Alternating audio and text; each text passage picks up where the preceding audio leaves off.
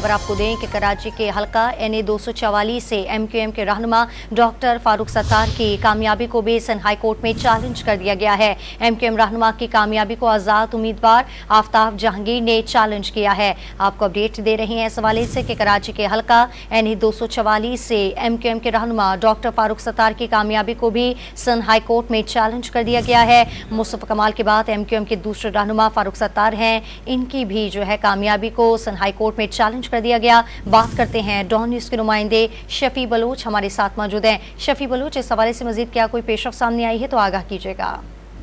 जी बिल्कुल, इस MQM के दो मरकजी रहनुमाओं की कामयाबी को अब तक आज सिंध हाईकोर्ट में चैलेंज किया जा चुका है।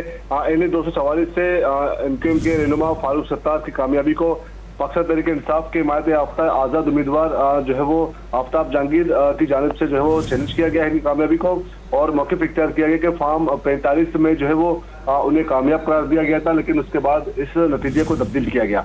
जबकि इससे कबल जो है वो मुस्तफा कमाल की कामयाबी को भी जो है वो PTI के हिमायत याफ्ता उम्मीदवार की जानिब से चैलेंज किया गया। इस तरह इस सिलसिले में दरख्वास्तें फाइल करने का सिलसिला जो है वो जारी है। जी, बहुत शुक्रिया तफसीलात देने के लिए शफी बलोच आपका।